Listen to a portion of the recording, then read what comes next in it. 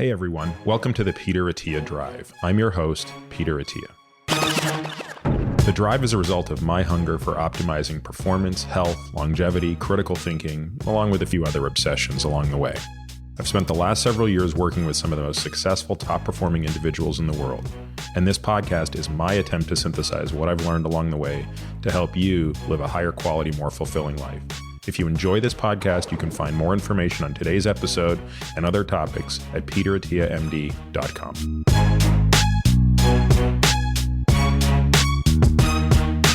Welcome to this episode of the Peter Attia Drive. This was a really fun one for me to do, and it was done relatively without much preparation or prompting. So in this episode, I interview one of my really close friends, Mike Trevino. Mike and I have been friends from the moment we met, which was about 5 years ago. And, you know, there are just a number of things about Mike that are really interesting, and you'll learn a lot of them in this episode, starting with the fact that Mike is arguably the most accomplished amateur endurance athlete, certainly that I've ever known, but you'd have a hard time making a case for any other amateur endurance athlete, period. His accomplishments are beyond legendary. And we go through many of them here, though not all of them. And that's sort of why I wanted to have this discussion with him. It's like Mike and I see each other every week. We somehow figure out a way to time our travel such that there's one day a week, at least 3 weeks out of the month, when we're not traveling and we can go out and do a ride. And it's a relatively short ride. We ride about 40 kilometers, but it's just kind of this amazing time when we get to catch up on life and all of the things that, you know, we think about together.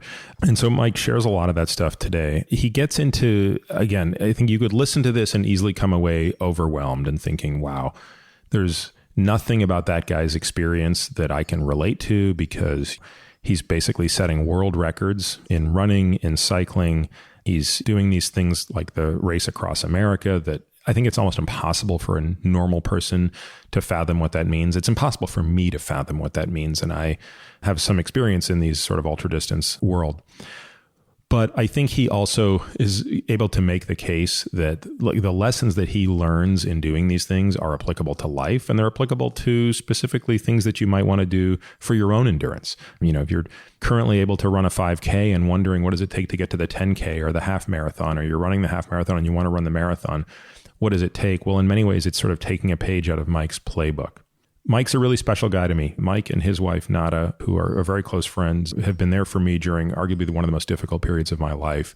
And they were the first people to basically show up when I needed to be picked up. And so I'm forever grateful to Mike and his family. And I just find that our weekly bike rides on Sunday mornings, which are usually when we do them, are among kind of the most cherished things that I do outdoors anymore. So much of what I do is now alone. I lift weights alone. I ride my Peloton or my Wahoo kicker alone. And this is kind of the one time a week when I get to go and be with somebody else for, you know, or an hour or 75 minutes, half hour and a half. And I value it greatly. One anecdote that I'll tell before we jump into this episode, just to put in perspective for anybody who is themselves a cyclist or a reasonably serious athlete, just to put in context Mike's, you know, accomplishments and just his ability. So about 4 years ago, when I was, you know, training very hard as a time trialist, and at this point, Mike was, you know, he was running, but he was kind of done with his ultra distance career and had not been on a bike in probably a year.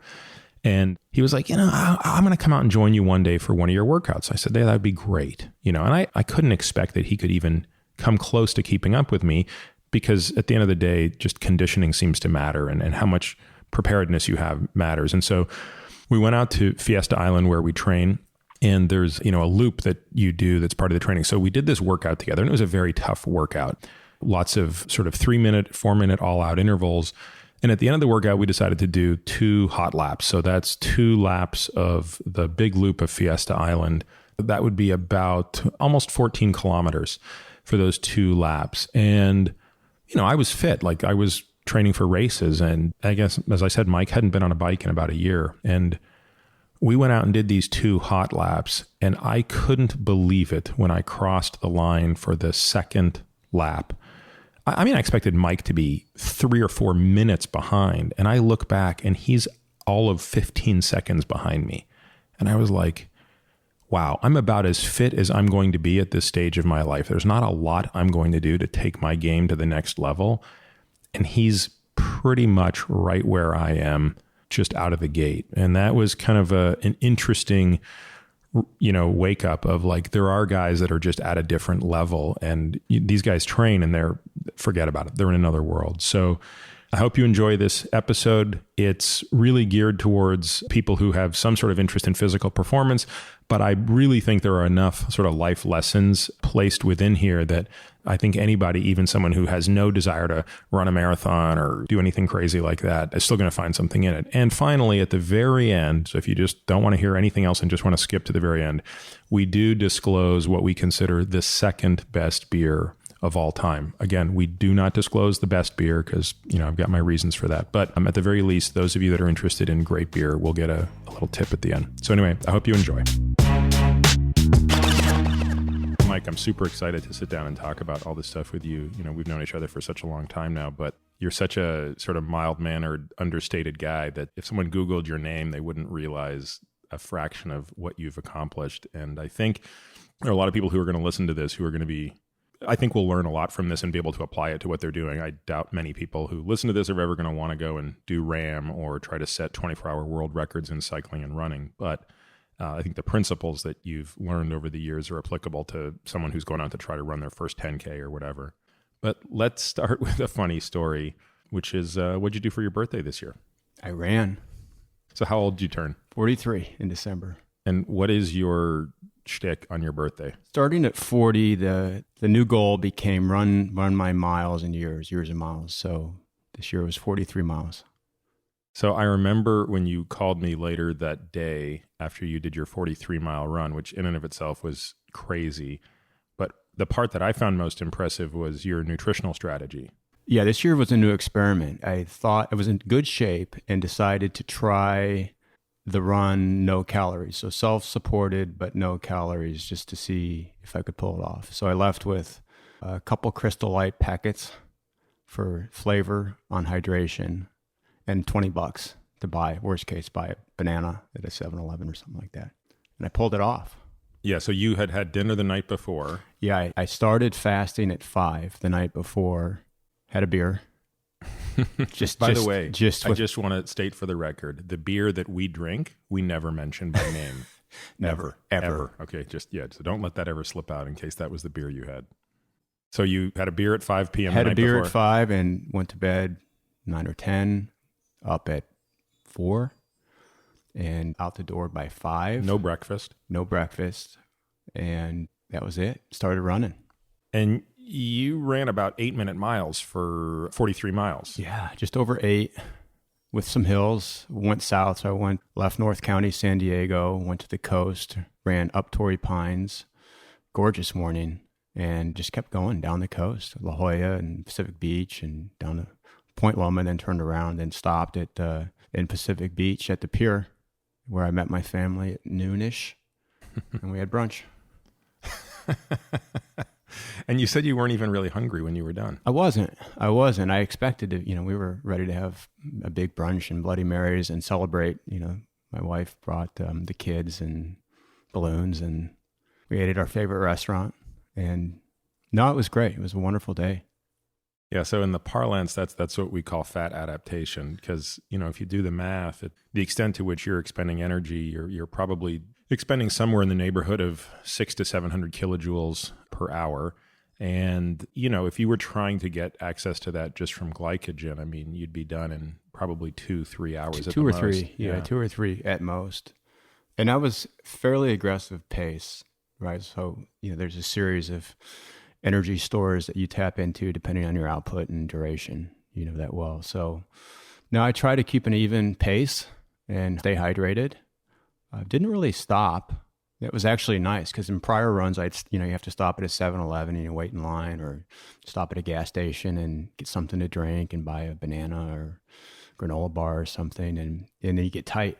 So I was able to just keep moving. How did you drink? How did you I stop had to get handheld, water? so I had 20-ounce handhelds, and fortunately was able to refill. There's a little drinking fountain at Torrey Pines State Beach, and there's one in La Jolla Shores.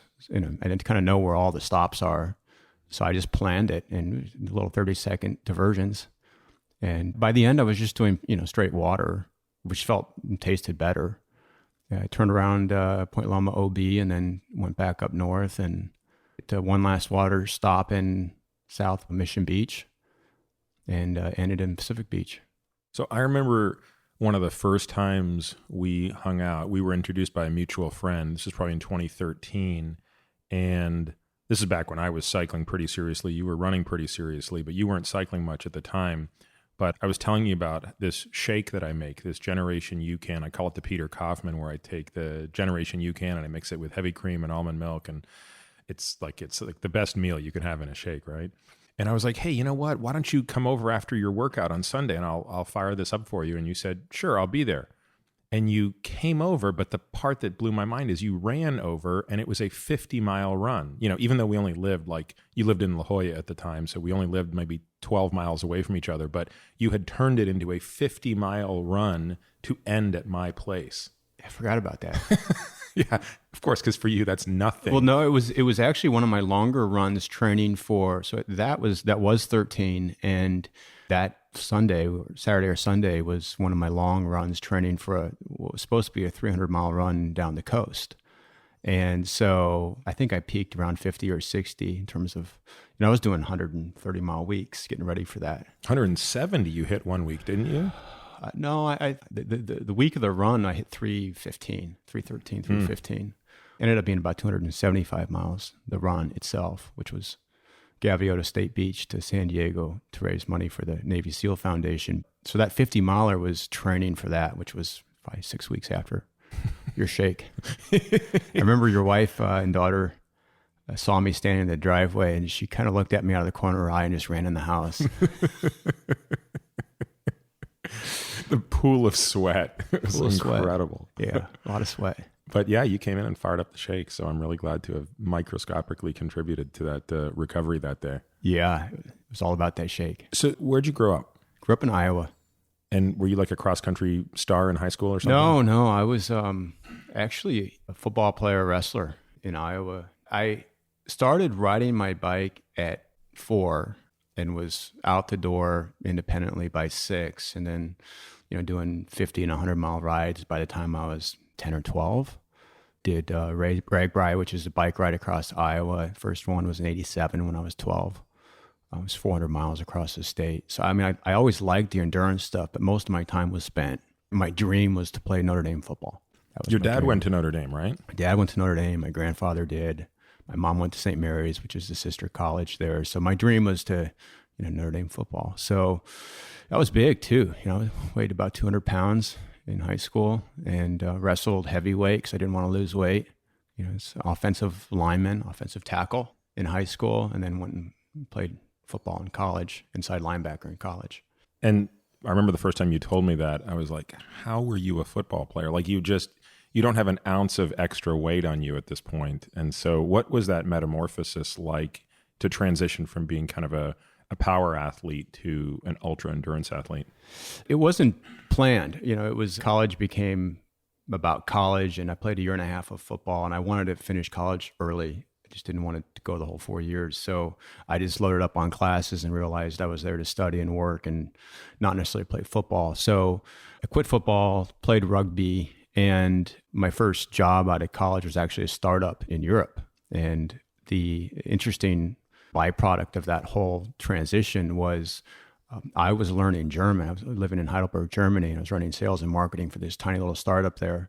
And the family teaching me German, one of the daughters was dating a rugby player that played for the local semi-pro rugby club. And when he found out I had played rugby, he said, come practice with us.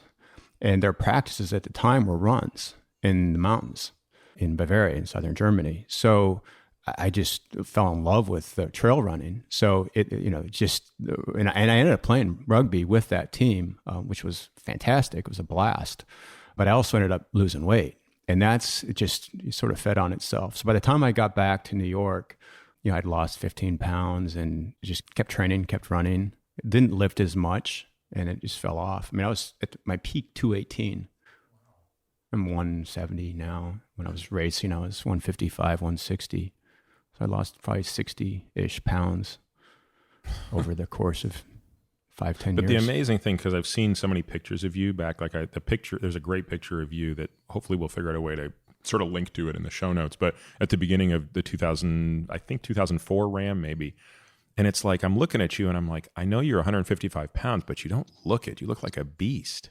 Yeah, it was never about looks. No, but it's just you become purpose built. We've talked about this. Being an engineer, I've always just looked at my body's just a utility to achieve an outcome, right? So how do you engineer the outcome that you want? I made a transition from running to cycling. In hindsight, it was a fairly short transition. I was riding a lot, cross training when I was competing in ultras, running 2001, 2, 3. But I knew I wanted to do Race Across America. And so I was still riding 150 miles a week when I was running 100 miles a week. So I was still riding quite a bit. But then as soon as I stopped running and started riding, my body just changed.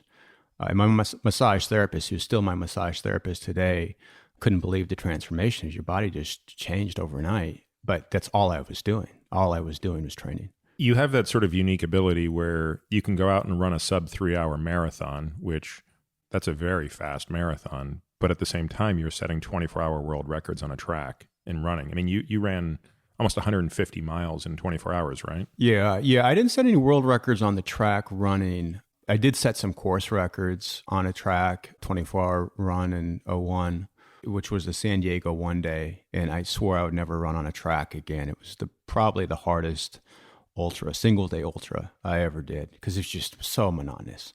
You run a quarter-mile track? A quarter-mile track. Cuyamaca College in, South San Diego, running 24 hours, just going, you looked forward to every 4 hours or every 6 hours, they'd change direction. They'd blow a whistle and you'd cross the chip tracking was, and then you'd change direction and you'd run the other direction for 4 hours. That's what you look forward to. And at the time, this is 01, I was running with the handheld Sony Walkman and I had tapes. Oh my God. And then, because back then the CDs were still skipping a little too much. CDs didn't work. Yeah. And shortly after that, MP3s, you started playing with mini discs and other things. But so that, in hindsight, I'm running with a water bottle in one hand and a Sony Walkman in the other hand, carrying it for 24 hours.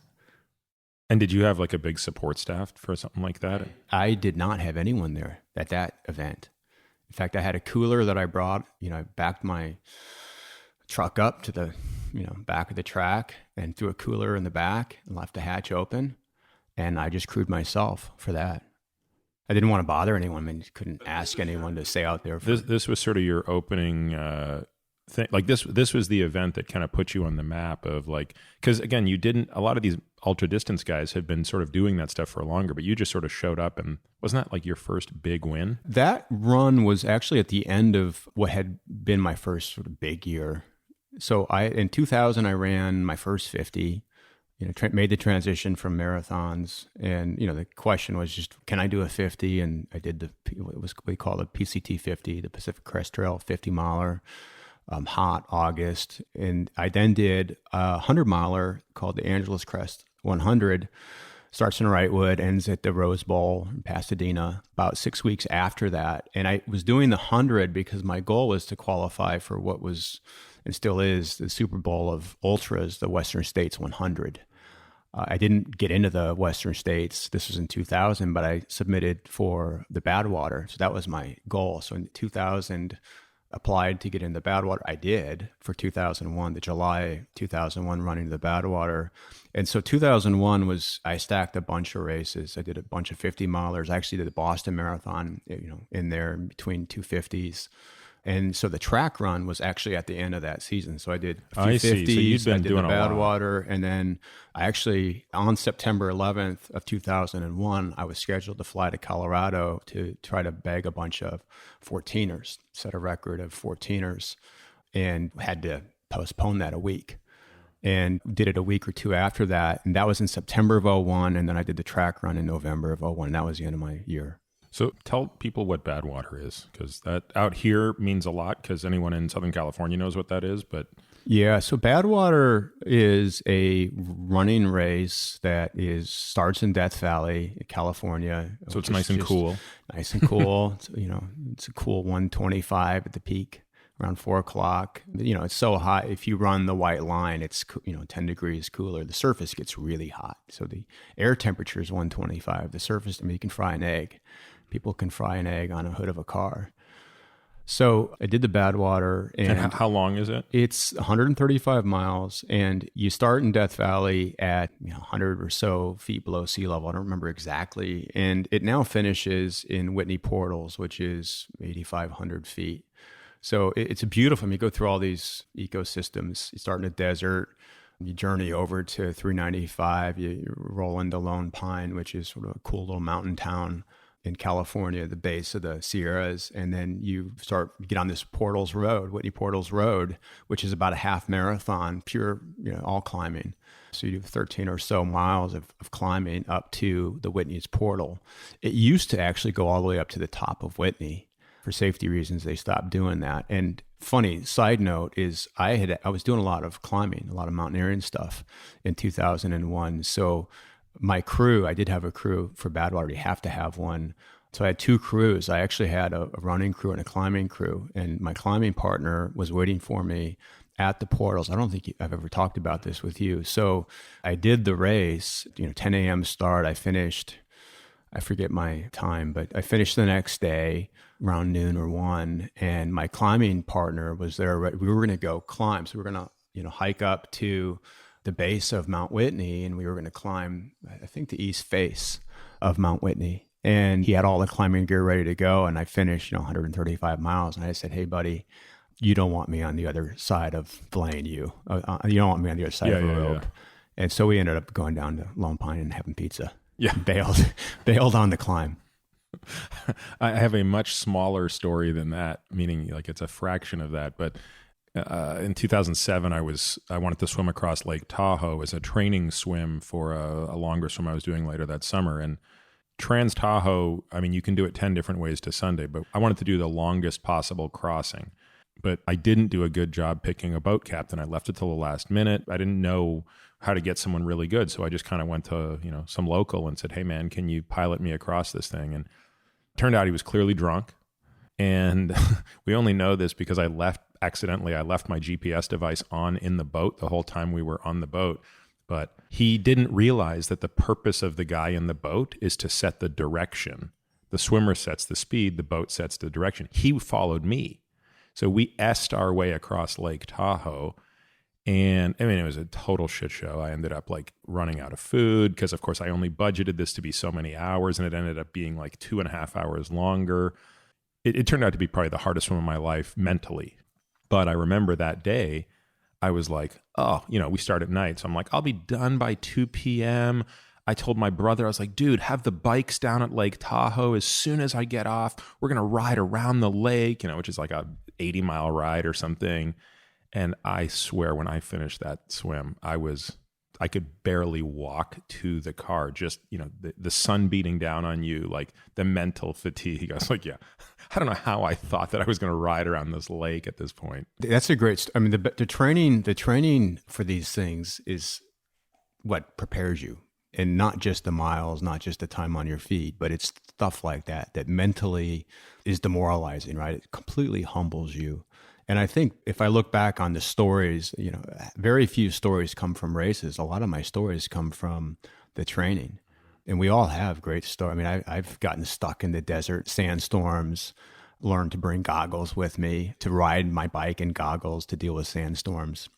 I had my beam. I used to ride a soft ride, and my beam delaminated. It was so hot in the desert. So the carbon sat in this carbon beam sat in an aluminum sleeve, and it was so hot, it delaminated. So essentially what happened is my seat lowered about 6 inches. And so I was, on my way out east to the Salton Sea, and I think somewhere around Westmoreland or Brawley, I found a machine shop, and I went to the guys, and none of them spoke English. And I said, do you have any screws, some cheap metal screws?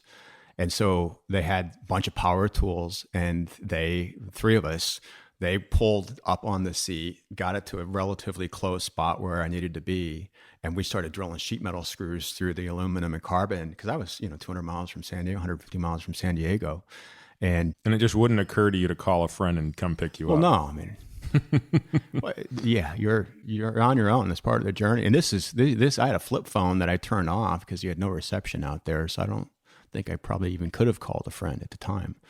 The stories are endless on stuff like that. Another Whitney story. We tried to rock climb Whitney in May, and it was still all snow and ice. And what should have been a 6 or 8 hour climb turned into a 22-hour climb. No food, no water, and brutal. Same deal. We had planned to meet some people afterward, but those are the most memorable stories. It provided you get out alive.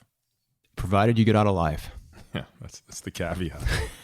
So you very, very briefly a moment ago alluded to RAAM, which again, anybody in the cycling world, especially in the ultra world, will understand what RAAM is. It would generally be regarded as the single most challenging cycling event. I don't even know how you compare it to the Tour de France. Obviously, the Tour de France or one of the Grand Tours like the Giro or the Vuelta, those are remarkable feats that only the best professionals in the world are going to do. Whereas RAAM, it's an amateur event, although some pros have done it. But I don't even remember when I learned about RAAM. Like, it was always something I knew about and couldn't fathom that people could do it. So you obviously decided to do it, but tell us what RAAM actually is. RAAM is the race across America. It's a bike race across America. It started in I think it's the early 80s. And my first exposure to RAAM was actually when I was a kid. There was a guy named Bob Breedlove who was a surgeon in Des Moines, Iowa, who was doing this crazy race across America. So I learned about RAAM, and I was already riding my bike, and it was just, holy cow, these guys can go 3,000 miles across the country nonstop. So it's the same length as the Tour de France, but it's not in stages. Unless you decide to make it in stages, you just go nonstop. So the whistle blows, and first person to the East Coast wins. And to put that in perspective, the Tour de France, which is ridiculously grueling, is about 22 days. It's about 22 days. Yeah. And the winner is going to do RAAM in how many days? 8. And, depending on the route and the year, it's over 100,000 feet of climbing, and you're going through the desert of California, the hills of West Virginia, of course, through the Rockies, and, Kansas and the flats that are windy. And the year I did it, it was very windy, crazy rains. So, the thing about RAAM is it's not just the person riding the bike, it's the logistics, it's the crew. You're dealing with rules, crazy race rules. And so it's a really multifaceted. I mean, you have to really engineer the race to do well, right? So of course you have to prepare for it, but your bike equipment, you have the vehicle equipment, you have racer food, you have crew food, and then you think about everything from batteries to we were rigging the car to get power, extra power. We had speakers on the vans, and I mean it's just crazy logistics getting ready for something like that, which is part of the fun. I mean, it's part of it, all the different variables you have to control for. I've seen world-class racers bail before they even hit Arizona because their crew blows up. My crew in 2004, when I did it, only one was a cyclist. It's kind of like building a company.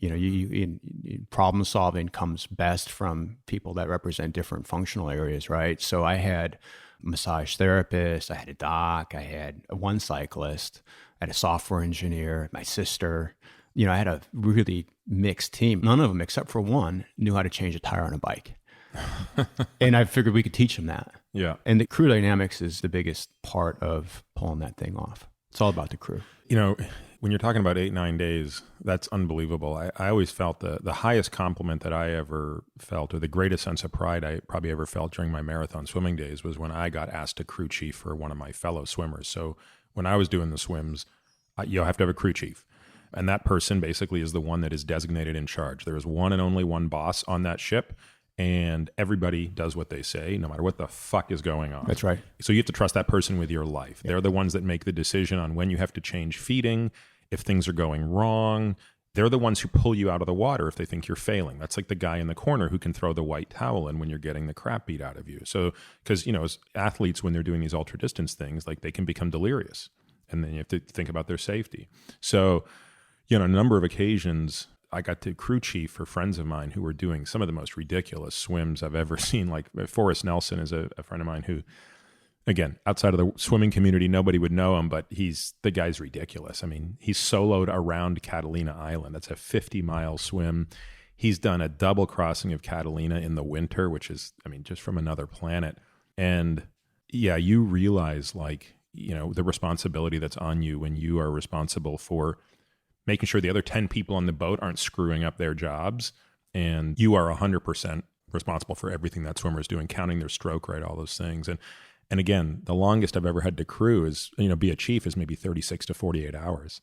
I can't even imagine what a crew is going through for 9 days, 8 days. It's 9 days. It's 9 days of the most intense. And, these are first world problems, right? This is an invented challenge, right? Yeah, we should keep that in perspective. So, but when you're in the moment, when you're in the race and there's other crew out there and there's other racers out there, and especially as you get more and more sleep deprived and vested in the outcome, it's as real as it gets.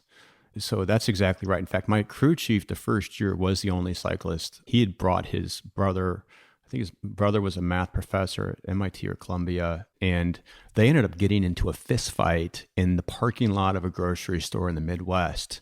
And I heard screaming out. I was down for a sleep. I heard screaming outside the RV. What's going on? Byron and Jerry are in a fight. What? And it's come to blows. And they didn't speak for the rest of these are brothers. So that was one of many things that happened that year. But I broke my crew in the first 45 hours. I didn't get off the bike for 28 hours. I didn't sleep for 45-ish hours. And when I was supposed to go down for my first planned sleep, the goal was to sleep 2 hours a day after the first night. So I'd ride through the first night and then sleep into the second. But it's a funny story. I came off the bike 44 hours just outside of Mexican Hat, Utah, in second place. And tell folks where the race starts. The race started in 2004. The race started in downtown San Diego. So Star of India, start in San Diego, and you start heading east. Go through Arizona. And it's not just that you're crossing the country. You're diagonally crossing the country. You're going from the bottom left corner of the United States to the top right corner, right? That's right. In the Northeast. It finished that year in Atlantic City. And so we, I don't remember how many miles, but, call it 800 miles into the event, I went down for my first sleep, and I'm naked, getting massaged, and my massage therapist is just trying to put me to sleep. And just as I'm falling asleep, I feel this rocking, and the whole RV is rocking. And for whatever reason, something fires, and wait, that's the wind. And so I jump up, completely naked, run outside the RV, and I'm standing out on the highway. I'm like, which way is the wind blowing? Which way am I going? I didn't even know which direction I was going. And the crew had just slept, just everyone's asleep. And it's probably a half hour after I had gone down. I hadn't slept yet. And they realized if that's a tailwind, put me back on the bike. And it was. And so they put me back on the bike. So they got me all dressed, and getting me dressed, it was a process, because at that point I was sunburned and pretty beat and sore and shaved. They got me dressed, got me back on the bike, and I started riding, and I saw the guy in first place. I passed the guy in first place who was just coming out of his first sleep. He'd slept for an hour. So this was Robic, yeah. So Yuri Robic had just slept. I passed him, and I was then in the lead. Wasn't by design, but then what happened is he and I then rode for 4 or 5 hours and pushed into Utah. You guys gapped the field. We gapped the field, and what happened is that wind was a storm. And so if I had stayed, I would have gotten caught in the storm. And so what happened is we gapped the storm. There was one guy behind me named Wolfgang Fasching. He was a world-class endurance athlete and Seven Summits guy, Austrian guy, greatest guy. He was behind me, but a few hours behind me, had blown up in the desert. Just a lot of the European guys struggle with the heat because they just can't train in the heat over there. So Yuri Robic and I ended up pushing 10, 12 hours ahead of everybody else, and everybody else got caught up in the storm. So it ended up being a really very good strategic move to get back on the bike. I ended up sleeping around the 48, 50 hour mark. I did get my hour and a half. And at that point, we were ahead of everybody else, and everybody else was just playing catch up for the next 6 days. It's unbelievable. I mean, we'll come back to talking about Robic, who would go on to become probably the most storied rider in RAAM history, correct? Yeah, he is. 5-time champion? Yeah, I think 4 or 5 time. Yeah. There's a book that talks about RAAM, and I've read it, and I'm blanking on the title now. We'll definitely link to it in the show notes. Do you remember the book I'm talking about? I don't. Well, you're in it, but barely, because I remember talking about it with you a few years ago, and I was like, Mike, this is the year you were second in RAAM. And you're like, yeah, I didn't want to talk to the reporter. But anyway, we'll figure out what the name of the book. It's a great book. because, if anybody's listening to this and thinks, what the hell, I want to understand a little bit more about this, you go into it. And the book, because, Robic must have been able to speak with the author, you just get a great picture of this crazy dude. He's Serbian, right? He's Slovenian. Slovenian, okay. Yeah, so he was riding for the Slovenian army. He was a soldier, and his full-time job was to be an endurance athlete. And he was just a beast, strong, and his mental patience was just phenomenal. Although that year, if I recall, first of all, you're a rookie, so a rookie's not supposed to be. I was not supposed to. You were not supposed to be riding next to challenging Robic. him. Yeah. In fact, that year was the race directors couldn't figure me out. I was a runner. Who is this guy? And I just didn't know any better. I was young. I didn't know any better. I just hammered. And all along, it was part of my plan. I was actually off my pace. I'm all about looking at my expected pace over 55 time stations and altitude gain and loss and, planning it all out. I was off my projected pace. So, I was a little bit disappointed with where I was. But that's 8 days of 3,000 miles. So, things get out of whack pretty quickly. So, it's all about just it's adaptation, right, in real time. Now, was this the year or was it the following year when Robic's team basically accused you guys of cheating? That was that year. So that year, Robic thought he was going to win it. He had been preparing. He should have won by a day. Yeah, he expected to. And so his crew, all, armed forces guys, about halfway through the country when I was still in it, and they, for whatever reason, I just wasn't sleeping. For that year, I could not sleep. I over the 8.5 days, slept 10.5 hours. Oh my God. I just couldn't sleep. And, we can talk later about the mental effects of not sleep. Sleep I've found is more important than food and hydration when it comes to thermoregulation and muscle glycogen restoration and synapse repair and formation. I was clinically insane by the end of that race, fully delusional by the end of that race, but I just kept hammering. And so the Robic team, who is this guy? What is he doing? He has to be cheating, and it's legal to spot people. So they sent a van back and they just attached him to my team.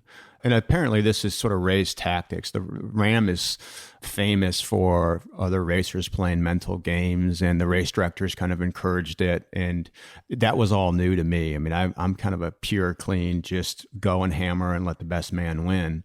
And they love those antics, right? The mental games. The mental games. And so the accusations of cheating were chalked up as, they're just mental games. But it did become more than that for me, because the race director, first of all, I had the press, which is why I wouldn't talk to the press after that. I had the press asking me, what do you think about the accusations?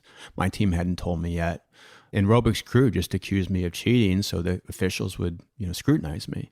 And the intent was, eventually they withdrew their accusations, and it was all fine. The damage had been done. I had one really, really bad night. I think it was in Kansas or a little bit past that. And it came after Robic told me flat out, you're going to win. And he's like, you just don't need to sleep. You're going to win. And I said, we've got 1,000 miles to go. Good Wait, luck. So you and Robic would actually be riding together at some point? Is that even legal? You're allowed to ride together for 20 minutes every 24-hour period. And so we rode together. His wife was pregnant at the time, and in 2004 when we were riding, we were talking about I think he knew it was going to be a boy. So, he's talking about his soon to be born kid, and, he asked me where I was from. And so we talked a little bit. His English was okay, and actually had a great time. And then I told him to go ahead, and he said, no, you go ahead. And so I ended up riding ahead and got ahead of him a bit, and he was hurting at that point, because I think he was just like, what? And I did my best to look fresh and was smiling and joking and, acting like, this is just a little stroll, in the park. So mental games. But shortly after that, his team accused me of cheating, and, it all played out over a day or so. What's interesting is one of the race officials, I don't think we've ever talked about this, but I quit the RAAM. I think we were in Indiana. We were outside of Indianapolis. And it all came to a head. And the race official, his name's Johnny Boswell. And Johnny came up to me and he said, we're so sorry about everything that's happened. I heard you're withdrawn from the race. Is there anything we can do to keep you in the race? And I said, this isn't why I came out here. This is crazy.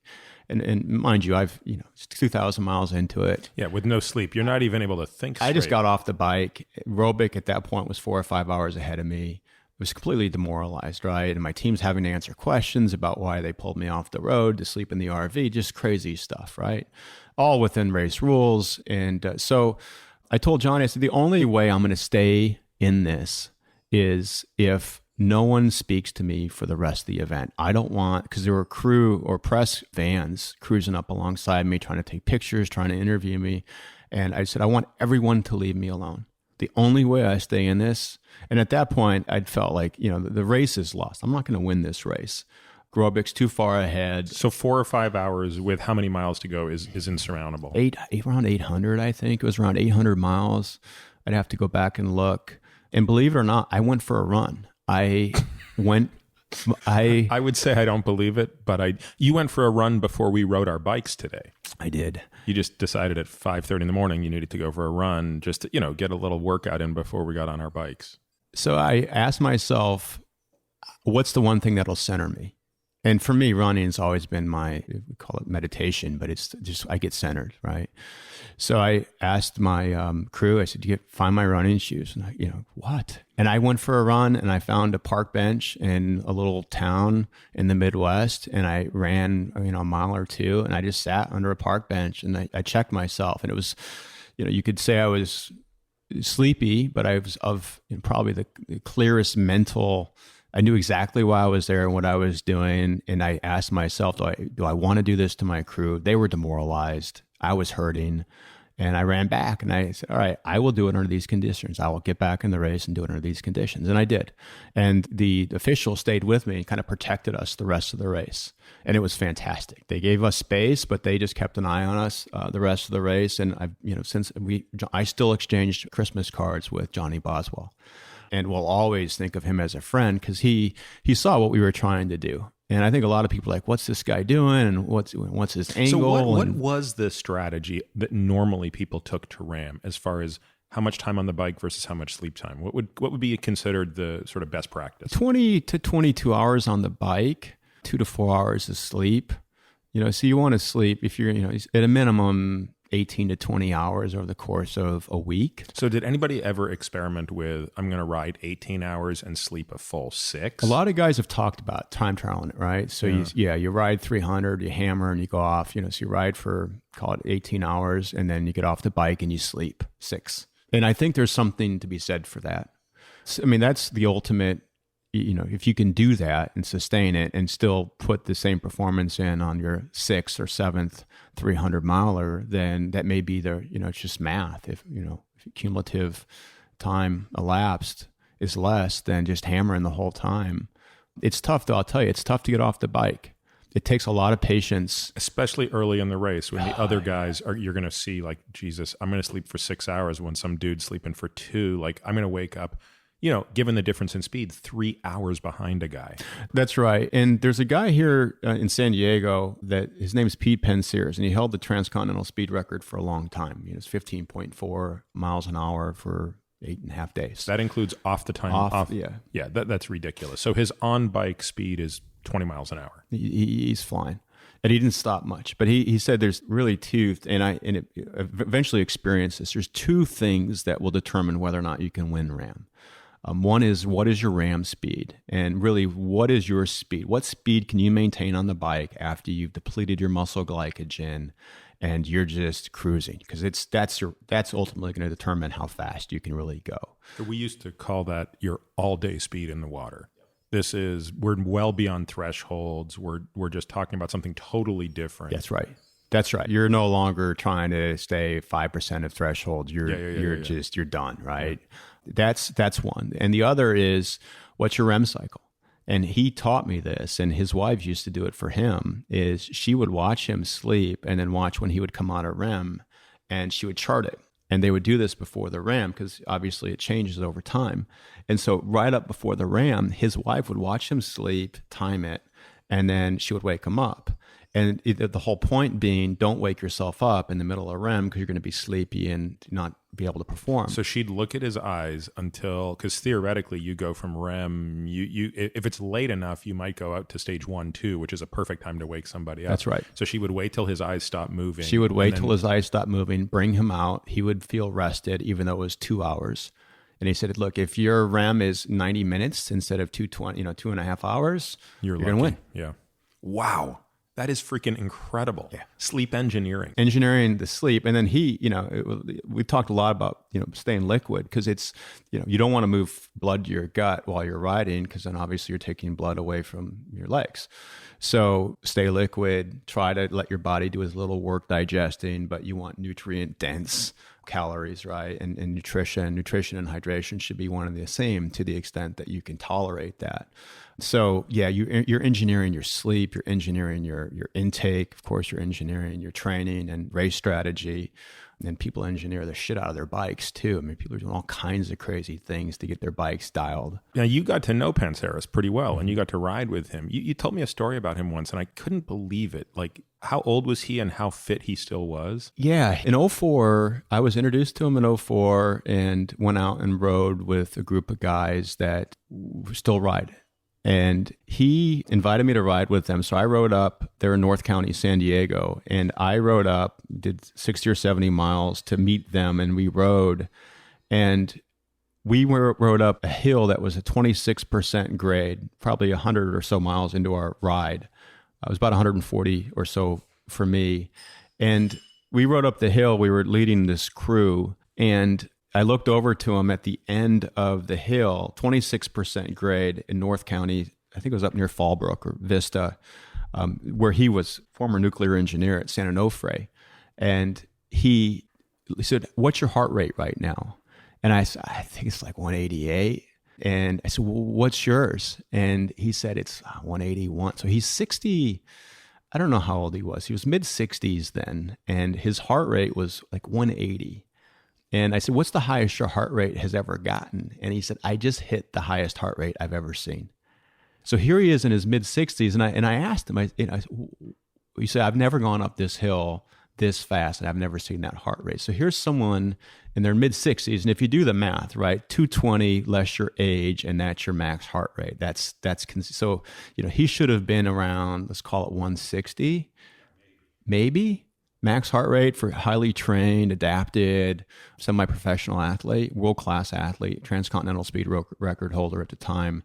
And here he is hitting 180, and he just did I'm still great. reeling in the 26%. I mean, admittedly, I've never been able to climb particularly well on a bike, but I don't actually think I could pedal a bike up 26% grade unless I had like a mountain bike or something. Like if I took my road bike now, which probably...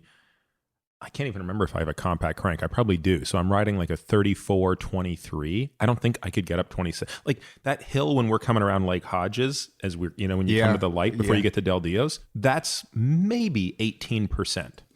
Maybe. And it's only like a couple hundred of a mile. Yeah, exactly. Yeah, it's nothing. It's nothing. Yeah. In fact, he told me most guys will what they call paperboy. So they weave back and forth to get up that.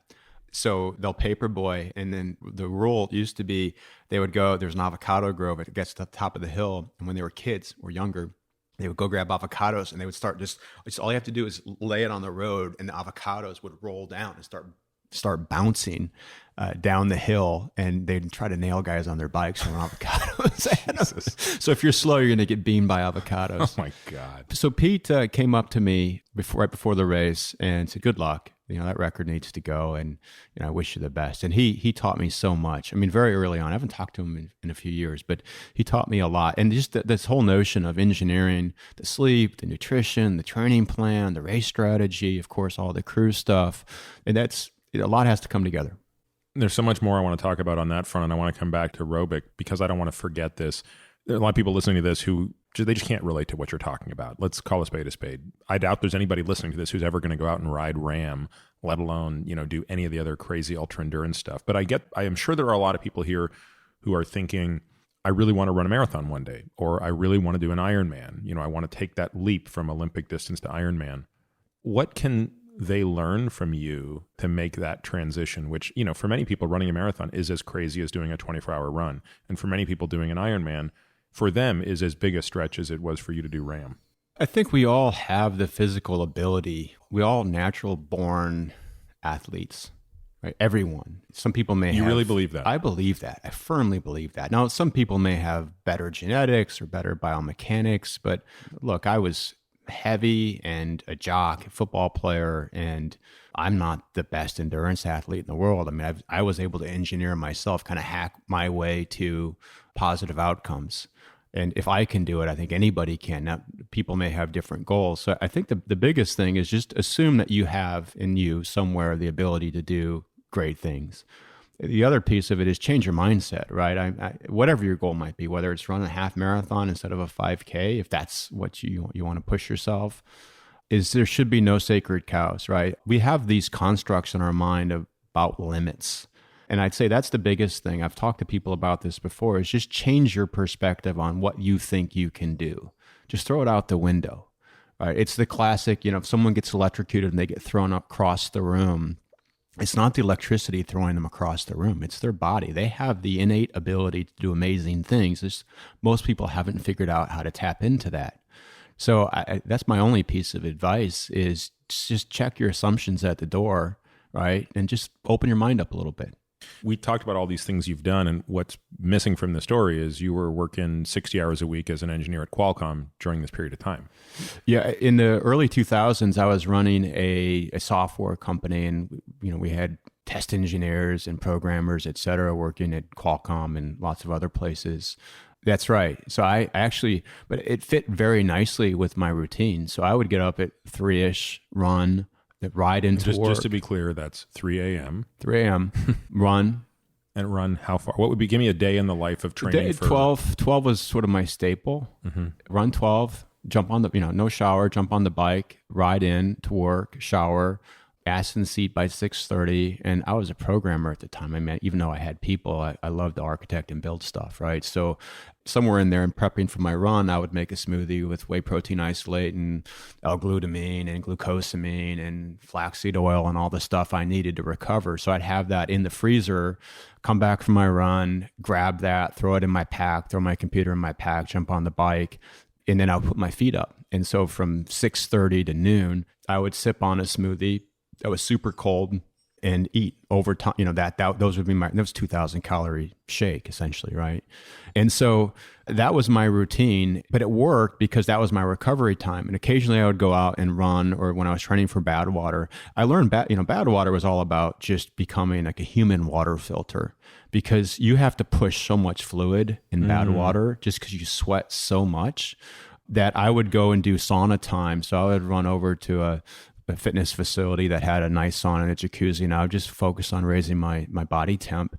So I'd sit in a sauna, and then I would go sit in the jacuzzi, and I would just pound waters, and I would go back and work for a few hours, then jump on my bike. So you trained yourself to be hot and to basically process as much water as possible. Did you have to pay attention to your minerals and electrolytes? Because at that level, you can start getting into concern around hyponatremia and things like that. Exactly. Yeah. In fact, I learned to love salt. So I would actually became a salt geek. So I would find different salts with trace minerals and elements. So I fell in love with this Celtic sea salt that I found. And it felt like electricity. You put it in your mouth, and I would actually just do, teaspoons of that. So I would do grams of salt. And of course, other things, magnesium and potassium, et cetera. So without a doubt, salt was a big part of it. And then, of course, fat. In whether it be a tablespoon of coconut oil or something else, I would do that throughout. Yeah, you were kind of far ahead. I mean, I think today, most people, if they're going to be objective, so let's dismiss all the sort of zealots on all sides of the equation, but if you're going to be objective, there's no doubt that if you want to be an ultra-distance athlete, you have to be fat adapted. Now, that doesn't mean you have to be in nutritional ketosis, but you must be fat adapted. You do not want to do these things with an RQ above about 0.75 to 0.8. But I feel like you sort of backed into that because there wasn't anyone to look to 15 years ago. There weren't people doing this stuff or talking about it the way there are today. When did you figure that out, and what made that so clear to you? There were a couple of things, and you're right, it was accidental. I backed into it, and it was through experimentation. Again, just checking all your assumptions at the door. There was this, first of all, back then, there was this idea you shouldn't run more than a marathon or two a year, which at one point I was doing one a day, and just as part of my training regime. So what about this whole idea of carb loading? Really? Because I always felt bloated, and it didn't, my performance the next day, my heart rate, and, blood was still in my gut. And a metric for me often when I woke up the next day about whether or not I was going to run or train was my heart rate. And my resting heart rate used to be 37, 38. And if it was ever above 40, I would just stay in bed. I wasn't adapted, and there was no point in stressing myself further because I would break into overtraining. Well, that in and of itself is pretty impressive, because I'm guessing many people listening to this are thinking this guy's just a hammerhead. He's just a robot. But that takes, I remember from my days, the hardest decisions were the days when I pulled back on training.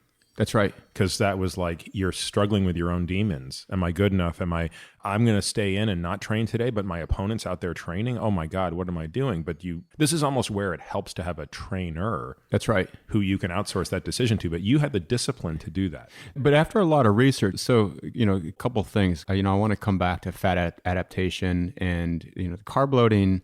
I learned, so I had some fairly objective indicators that I would use to make decisions. Because a big part of doing this consistently over time is just to be objective with yourself. Am I really in course record shape, or am I just fooling myself? And so what are the metrics? What are your times? Time doesn't lie, right? Time is objective. Your heart rate, it's objective. It's a great metric to use. Horsepower, if you're on the bike, is the absolute. And if you're at altitude, there's some other things you can do in mountaineering to keep yourself in check. And mountaineers are the same way. They're very disciplined. If I'm not where I need to be by 2 p.m., I turn around. It's not summit day. It's just not going to work. That is impressive. When I talk to those guys that have summited Everest, especially those, I've talked to a few guys that have done it repeatedly, that actually impresses the hell out of me. Live to climb another day. Yeah. It's that simple. So I borrowed from mountaineering. I'll get back to the fat thing in a second, because there were early indicators in terms of just being in ketosis and what your body does over time to optimize endurance. So mountaineering is actually where I learned about fat, and I'll get back to that in a second. So the carb thing didn't work for me, right? And I learned accidentally that you can actually fast and do better and feel better and feel cleaner. And so I just started phasing things out, right? So I started phasing carbs out, drank very little alcohol, and very monastic lifestyle. For a long time there, I had no girlfriend, lived in a little condo by the beach, and just worked my tail off and trained and loved it. It was a very simple life. No drama outside of just not feeling good about my run that day. It's a very simple life, engineered intentionally to be that way. So I did learn that the traditional thinking was wrong. And I also learned that the assumptions around what a human body could do were wrong. And I learned that through experimentation.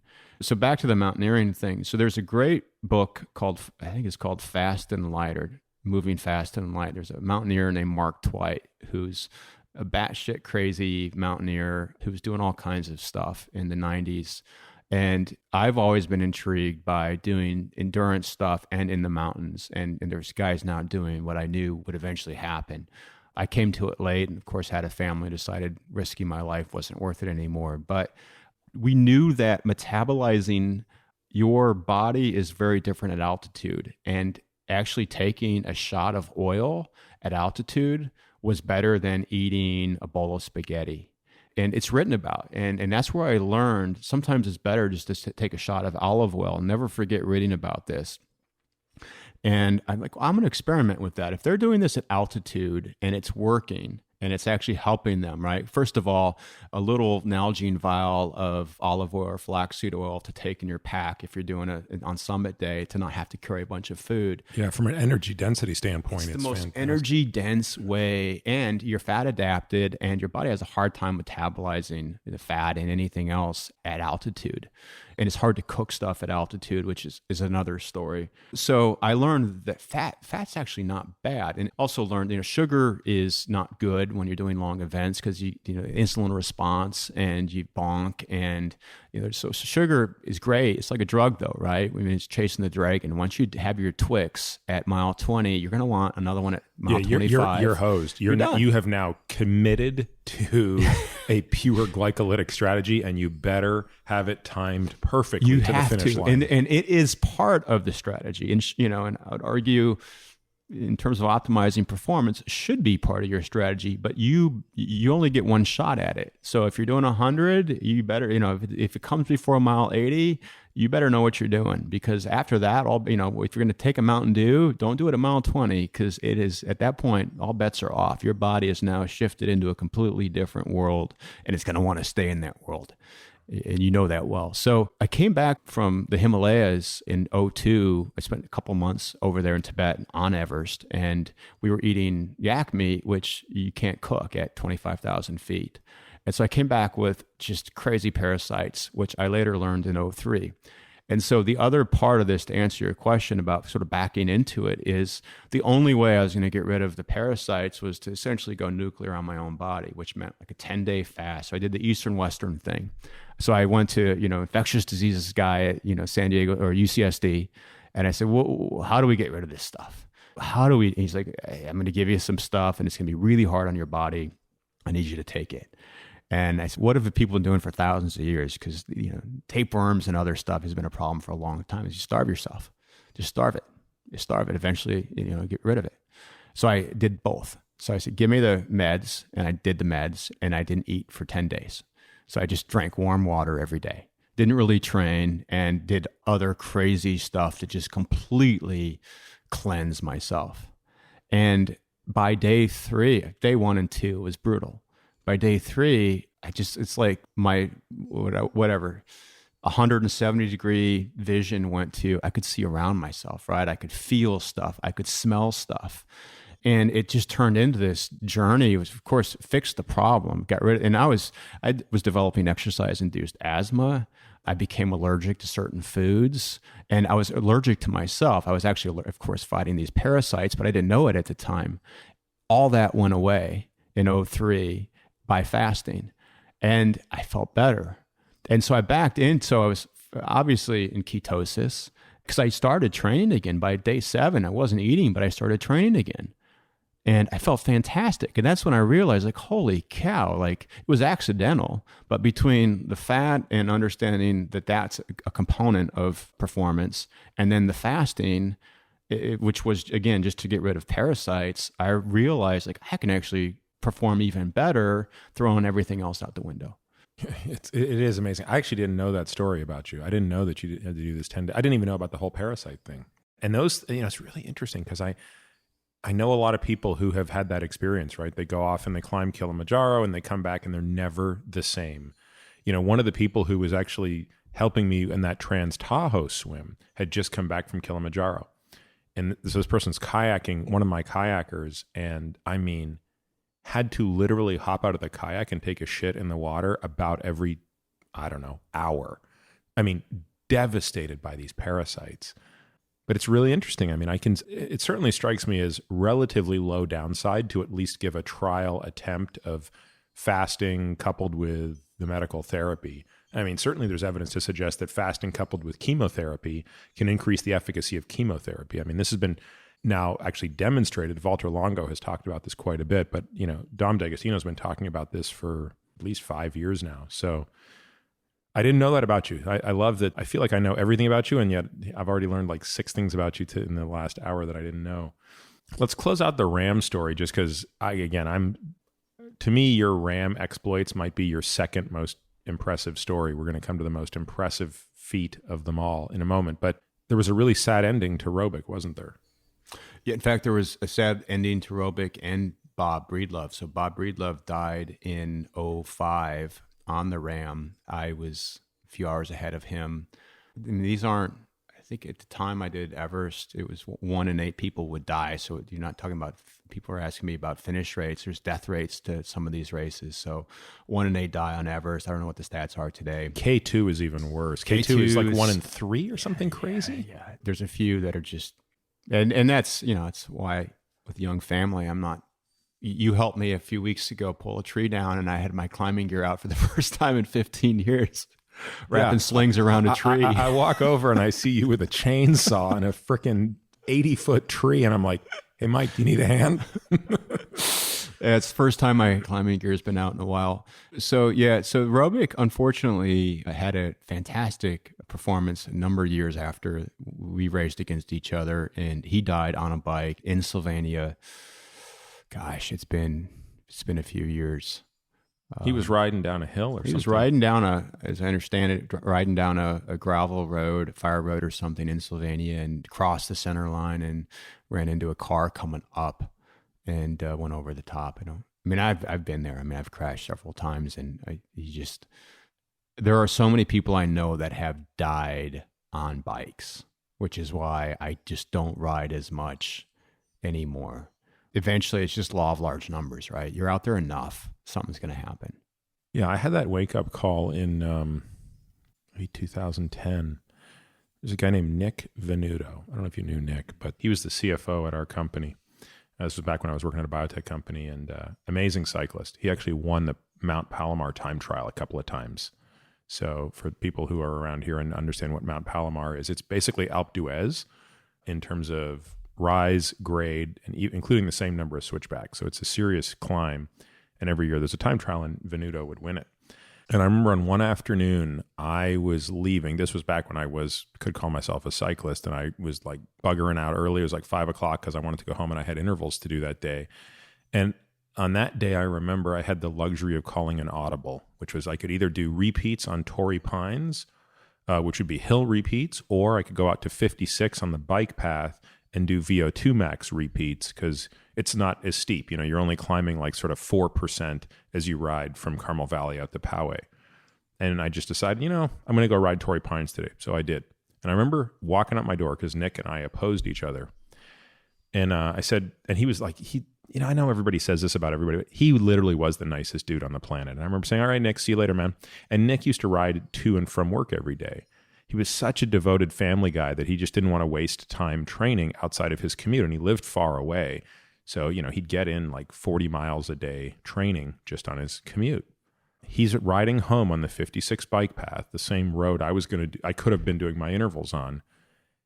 And if I showed you where it happened, it's the last place you think this could ever happen. But a woman driving her SUV decides at that moment she's just got to check her cell phone, and she drives up the embankment through the fence and hits Nick and kills him.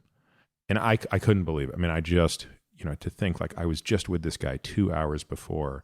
And unfortunately, that's just not an uncommon story. Like, obviously, since then have known of other cyclists that have died, but I didn't know any as well as him. And yet, given what you've done, you really know a lot of people who have met this horrible fate on a bicycle. And a lot of times, actually, the cyclist is 100% not at fault. In the case of Nick's case, he's on a bike path, nothing he could have done to prevent that. That is a lightning strike. To be hit from behind when someone veers off a freeway going 75 miles an hour and hits you, you're done. You're done. And on a bike path that's protected, You'd think that, the worst you can do is make a mistake and go down. Yeah. Or someone else on the bike will hit you, which is probably non-lethal. My brother, who's a really good mountain biker, the reason he's just so obsessed with being on a mountain bike, he goes, look, here's the difference. When I used to ride on the road, if something bad was going to happen, statistically, it was the driver's fault. On a mountain bike, when something bad happens, it is always my fault. That's right. And it's a broken collarbone or, broken arm. It's usually not lethal. It's part of the reason why I don't ride as much as I did. And I was hit, actually, similar driver. I thought she saw me. She looked right at me. I don't know if the sun was setting, but I was also bike commuting, leaving work, and she accelerated right through me. She had a stop sign. She just rolled through it. I was doing about 35, just rolling down a hill, and it was slow motion. And, I've had other accidents, but that was probably the most mentally, that's when I bought my CompuTrainer. Actually, my wife got it for me because I just wouldn't get on the bike. Because I really thought she saw me, and I couldn't hit my head, and I couldn't move the right side of my body, and I apparently was making this crazy noise sound, just moaning on the pavement. What year was this? This was in I think it was 06, 07, and that was when it took me. She was an absolute sweetheart about it. She was just devastated. I went over the hood and the back of her car, and the bike went one way, and I went the other, and we were both by then doing 40. And just, hit the pavement and rolled. And fortunately, my wife was a mile away and called her and said, come get me. And I tried to walk it off. I was going to try to ride home, and I literally it shook me up. It shook me up. And after that, I just said, and after, many deaths, friends and guys like Robic and others just said, it's going to happen eventually. It's going to happen. Yeah. By the way, going back to the CompuTrainer, you're probably one of the only people that's broken a CompuTrainer. Twice. Twice. Yeah, the CompuTrainer at this point is a resistance trainer, and I've stopped replacing them. And I just get on. I have this old Slocum stand, which I've had powder coated a couple times from the sweat and the rust.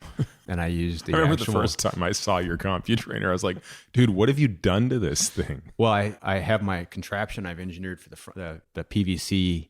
At the time it was a BlackBerry and computer stand and other stuff. It's now an iPad holder. And so I have my contraption strapped to the front of it, bracketed to the front of it for my screens.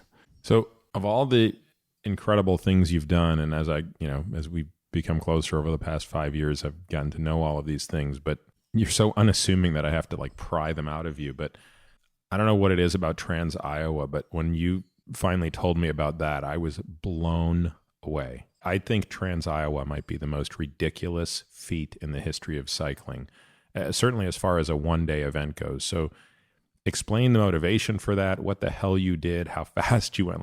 Talk to me about Trans Iowa. Well, growing up in Iowa and having done the bike ride across Iowa, RAGBRAI, the Register's annual Great Bike Ride across Iowa, many years, I always, asked myself, how fast could you do this in one go? Even when I was a kid, I'm like, why are they stopping? I get people drink at night and party, and it's a fun time. But why isn't anybody doing this in one push? It's possible. And so it's been a bucket list thing, right? A lot like hearing about Bob Breedlove in the 80s, about RAAM, it became a bucket list thing. So RAAM became a bucket list, Trans Iowa became a bucket list. And so did RAAM in 04 and lots of other stuff, and decided that I could work at my own sort of attempt at trying to set a speed record across Iowa. It's where I'm from, and it was a bucket list. And so I got, actually my RAAM crew chief was the official, because they're, to be a true record, the UMCA you have to have an official, and he was a UMCA official. And my uncle, best friend from high school, and, a couple other people crew me for it. And it's depending on your route, you can pick your route, and there's UMCA recognizes record attempts. We're looking at just a few simple criteria. So I picked my route, set my date, and picked my official. And the distance was what? 270. So the 270 miles. 270 and change. Actually, more climbing than you'd think. Most people think Iowa's flat, but it's not. How many feet vertical? I'd have to go back and look at the stats, but several thousand feet of vertical. So you start at one river and end at the other, right? Went east to west, and was able to do, I didn't have to unclip. It was pretty cool. There was halfway through some guys doing construction on the road, and the guy had a stop sign, one lane open, had a stop up, and I waved to him. I said, just let me through. You forget the car behind me. It was my crew vehicle, but let me through. And he flipped it around, and, so I didn't have to unclip for the entire state, and managed to do in about 10 hours and 40-ish minutes. I can give you all the stats if you want, but I did about 25.7 miles an hour average, a little tailwind to start, a crosswind. It was a beautiful day. Conditions were perfect. In fact, there were storm chasers out the night before. There were tornadoes all over the place. It was in May. And so this was the lead up to RAAM 05. So this was in 05. So it was a great So you day. Start with a bit of a tailwind, you got a crosswind in the middle, then you ended with about a tailwind. You got a headwind. Headwind. Ended with a headwind. And I felt fantastic. In fact, I thought about continuing on and, well, let's go do the next state. But it was a fun day. I'll never forget looking down at a polar heart rate monitor at the time. And I just couldn't believe the numbers, because, I've done coastal stuff training here, right? I'll ride up to Newport or whatever and do 1 days or one push rides with 2 water bottles. Don't stop, don't unclip unless you have to. But I looked down, I just covered my home state in 10.5 hours, and it was fun. Yeah. I mean, you didn't have a power meter at the time, but I remember when I was time trialing, I used to have so many models that I could basically estimate power by CDA, wind speed, velocity, et cetera. And I remember calculating you were probably doing about 310 watts to 320 watts for 10 hours and 40 minutes. That would have been your average power. Obviously, you would have ebbed and flowed. And I remember thinking, wow, we're in a different league here, people. Like, I mean, like, you're really a professional cyclist at that point. You're not really amongst the amateurs anymore. Well, the metric in professional cycling is watts per kilo, right? So, and you weighed what at that point? 160. So that's what, 72 kilos. Yeah, I mean, so you have to figure that if you were averaging 310 to 320 watts for 10 and a half hours, your FTP was probably very close to 380-ish, maybe 400 watts. I mean, that's a professional level, at least a non-EPO professional level FTP. EPO certainly probably gives you about a 10 to 15% boost on that. But like the best guys in the Tour during the sort of more EPO-driven eras were putting out, God, I used to know this stuff so well. I think they were putting out about 6.3 to 6.4 watts per kilo at FTP. Anything over 5 is 5 sort of the 5. The floor, I mean, right? if you can do 5 without, if you can do 5 without drugs, that's incredible. Yeah. And I that's kind of where I try unintentionally, because I had no, for me, this has always been sort of a sacred endeavor, right? I knew how to make money. I didn't, to the extent that I needed to for RAAM, I had sponsors. But for me, I love the product side of getting into clothing and other gear production and design. But for me, it's never been about monetizing it, right? So I've been invited to join professional cycling teams and train with them, and teams come out here in Arizona, and it's never interested me. It was never something that I wanted to do. That wasn't part of the deal. For me, it's always how good could I be, and I knew the drug side of it as well, and that's something that I had no interest in. Was there a lot of drug use in RAAM and in these sort of we were drug tested throughout? I don't know if anyone else was. It's one of those things where I think that it's such an epic event. I don't know what you would do, because there's so many components to an optimal performance, right? So I don't know what drug you would do. I mean, stimulants would eventually blow you up. Yeah. I mean, modafinil, I think modafinil is banned on WADA and USADA, but modafinil would certainly help. What is that? It's a drug that's approved. Its only FDA indication is for narcolepsy, but it's a non-stimulant that keeps you awake. So it's actually a pretty interesting drug. This was our drug of choice in residency. We abused the shit out of this drug. I was, during residency, taking 200 to 600 milligrams daily. The maximum it has ever been tested at is 600 milligrams. But in the Air Force, they had done a study, which is the study that I clung to, which was they put a bunch of pilots into a simulator, flight simulator. And so the placebo group has nothing. And predictably, over the course of 24 hours, their performance declined. So, not surprisingly. And then you had like a caffeine group, and their performance got a little bit better initially, but then sort of petered out, if not outright crashed by 24 hours. And of course, I could be completely mistaking some of the details on this, but this was the gist of it. At 200 milligrams of modafinil, which is the standard dose, performance was maintained for a very long period of time, but at the end of the 24 hours, it fell off. But the thing that I always clung to was at 600 milligrams, I think performance actually just got better monotonically over 24 hours. And so I found this to be the most amazing drug in the world, because basically in residency, you're sort of sleeping about 4 hours a night on average, but it never works out to that. So it's like you'll have 0, and then you'll have 6, and then you'll have 7, and then you'll have 0, and then you'll have 3, and then, you know what I mean? And so being able to take modafinil was huge. And, modafinil has a number of interesting properties. I don't really use it more than a few times a year these days. I only really use it around jet lag, significant jet lag. But it strikes me as being a pretty impressive drug. Again, notwithstanding the fact that I'm pretty sure it's WADA and USADA banned. It probably is, but that goes back to the point that I had no desire to be professional, because for me, it was very simple, which is natural performance. And if you're augmenting with things like that, it's just, you're not answering your question, right? You throw into these other variables that are called unnatural. And where do you stop? IVs have always been sort of a disputed territory for ultra athletes. If you go intravenous, you're done, in my opinion, right? You should not need an RV. That's not natural to me. Even if it's just saline, doesn't matter. A lot of people disagree with me. And that's just my personal opinion. opinion. There are a lot of guys that design their whole plan around being able to go intravenous and get, oil change. And I haven't. I mean, that's just me. It's just my own standard. There are very few things, I think, drug-wise that Yeah, RAAM is a tough one. RAAM's a tough one. Because it's not clear to me that EPO would help you that much in RAAM. It's not even clear to me that anabolic steroids would help as much as they do in the Tour.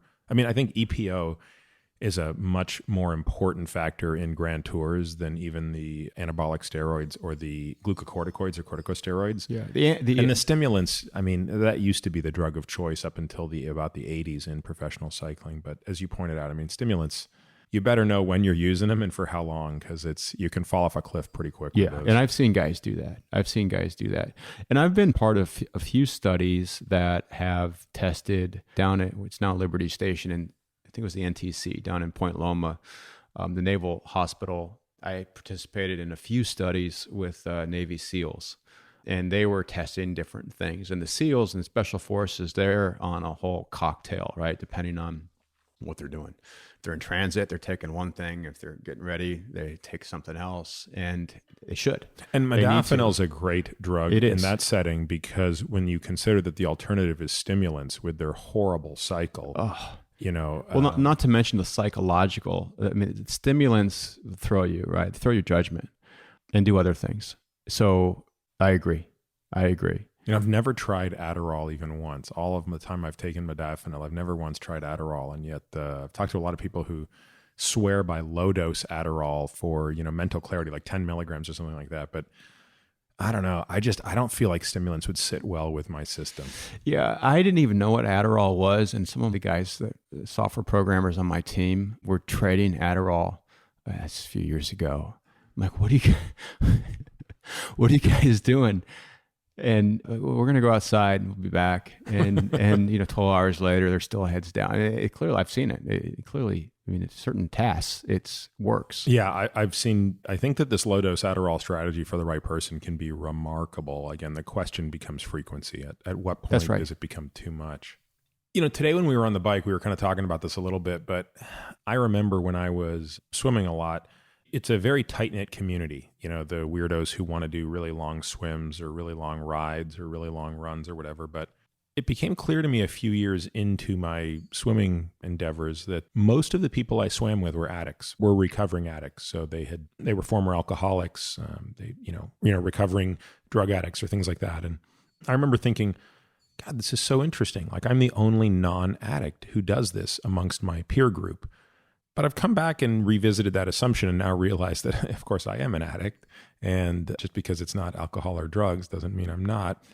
And so it makes me wonder, like, what kind of person does this stuff? What motivates them? What are they numbing? Where is this coming from? I mean, and it's more of a philosophical question, but have you ever sort of stopped and said, what the hell drove you to do all of this stuff? Because at the risk of just being a little blunt, like, it ain't normal, man. Like, it ain't normal to do any of the shit we just spent the last hour talking about. It's normal to me. It's my normal.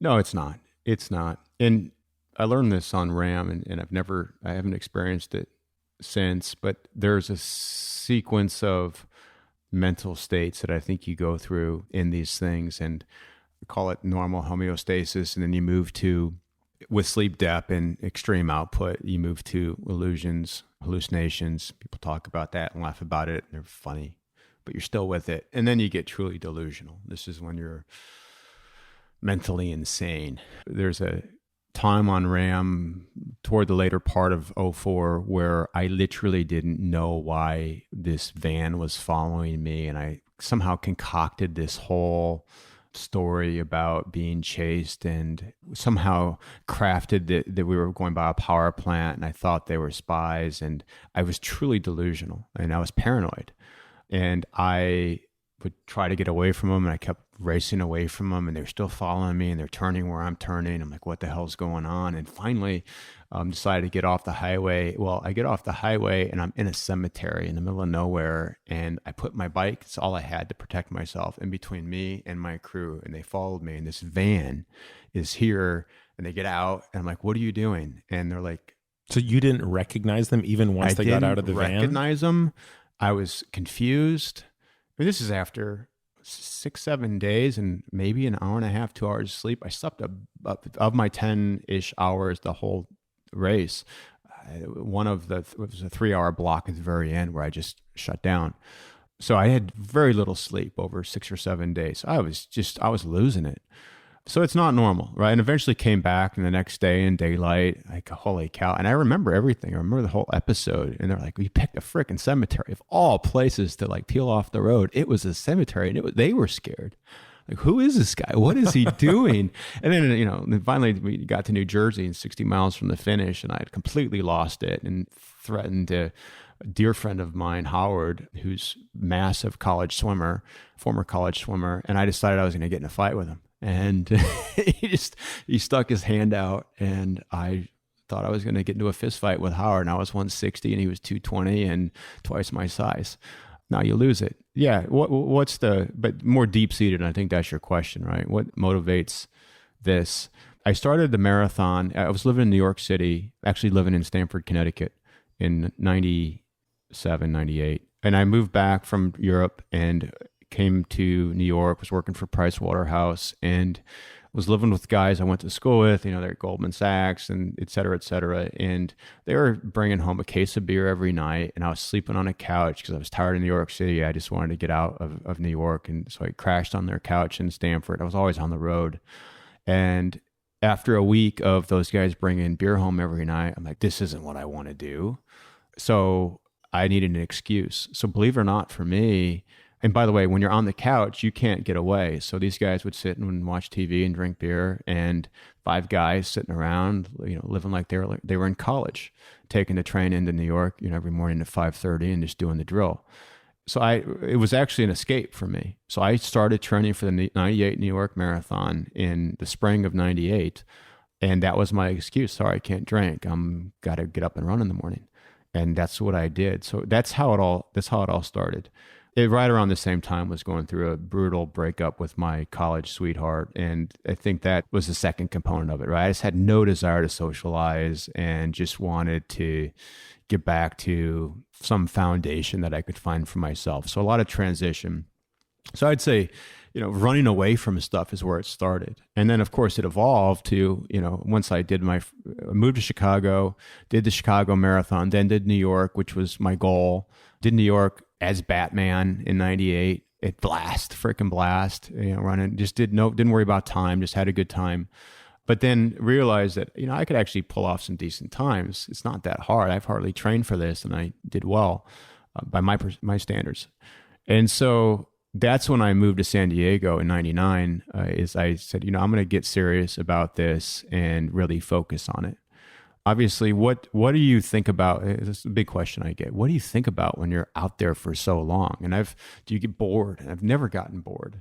And for me, you and I have, I think, similar backgrounds, right? We working class families who care deeply for us, but we've also had a lot of stuff happen to us over time, right? And for me, it's always been a time to work through stuff and just think about things, both past and present. And so it's been very meditative for me. And unfortunately, and I've learned over time to somewhat mitigate this, but it's where I found my happy place, right? I'll never forget, I just saw this a couple of years ago in my application for Badwater in 2000, for the 2001 Badwater. Why do you want to do Badwater? And I said, I love ultra running. And, the follow-up question is why? And I said, it's the only time I feel normal, and I like to feel normal. I feel normal when I'm out there doing that stuff. It's just, it feels right. Right or wrong, that was my comfortable spot. Now, at least going back to that time, what felt abnormal when you weren't running? Probably the biggest thing that felt unnatural, maybe not abnormal, is I've never been terribly social. When I moved to San Diego, I like to build stuff. I like to challenge myself, and I just didn't fit in New York. I didn't fit in out here, and I liked just pushing myself. And that was abnormal. That was unusual. And I would have people ask me all the time about this sacrifice that I was making to do what I do. And my response has been, it's a privilege to do what I do. I love doing what I do. It's fantastic. It's not a sacrifice. If it was a sacrifice, I wouldn't be doing it. So that's, in my mind, abnormal. And this isn't, I don't judge people, right? I mean, I don't judge people for not doing this, but it's just, I don't choose a path of accepting that I have certain limitations and certain things aren't possible. I think that's bullshit. I just refuse to accept that certain things are not possible, because most of the time they're wrong. It's amazing. I mean, you know, people listening to this who obviously don't know you won't necessarily appreciate some of the nuance in this, but, and obviously I won't mention names, but one of my favorite stories is there's a piece that came out about you in Vogue, Men's Vogue. I don't know, God, it's got to be 12, 13 years ago. And it's an amazing piece. We'll make sure we link to it in the show notes here. And it's amazing. Like, it's a really great piece that gets into it. And one of my favorite stories is how on the day of the Oscars that year, you get a call from someone basically saying, hey, so-and-so wants to invite you up to be her guest at the Oscars tonight. And it turned out to be like one of the biggest A-list actresses of our generation. And you just decided, nah, I don't want to go. And I'm thinking, you remember when you told me this story, I was like, oh my God, I would have freaking walked to LA backwards or on my hands and knees just to have had a chance to have met her, let alone have been on her arm all night. But you just don't care. I love it. Yeah, I don't care. I wish I could say I didn't care. You believe it or not, out of everything that I considered in that, and I think I mentioned this to you when I just told you this story recently, although it was written about years ago. Someone that knew my mom, that knew how to get to me, that's how the introduction came. In talking through it, I'm like, I just don't want to go to LA. I do not want to go to LA. I don't want to do the drive to LA. That is, if it were here, sure, no big deal. I'm not doing anything today, but it might be fun. But I don't want to deal with that. But, you know, I think a big part of my mindset at the time was I was really good at saying no. I'm not so good at that now, right? I say yes to a lot of things, and at a detriment to time with my family or kids. But at the time, I was very disciplined about saying no. If it wasn't on the critical path, I wouldn't do it.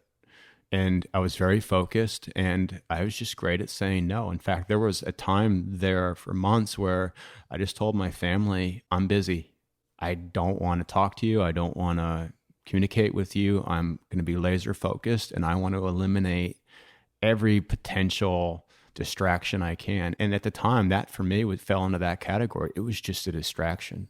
When do you think you made that transition to, you know, today your priorities are clearly split between mostly two things: your family first, your company second. You obviously still exercise much more than the average individual could ever fathom, but you know, you're not trying to set world records anymore. What led to that transition? Was it simply meeting your wife? It was my wife. Yeah. Yeah. There's a funny story here. I met, or didn't meet, but saw my wife 2 years before I formally met her, and I thought she was an angel, right? I saw her and I'm like, oh my gosh, this is the woman of my dreams. But I was training for RAAM. That was the end of that. Didn't even talk to her. May have walked by her office once or twice, and that was the end of it. She was also an engineer at Qualcomm, right? Yeah, she's an electrical engineer, and at the time was at Qualcomm. And so saw her, love at first sight, didn't talk to her. And I'm relatively shy. I'm not a big fan of hitting on, that just wasn't my deal. So a couple of years went by, and we were both in the spin room a couple of years after that. I had a cast. I had shattered my elbow training in 2006, training for RAAM, and had reconstructive surgery and had a cast that I had drilled holes in.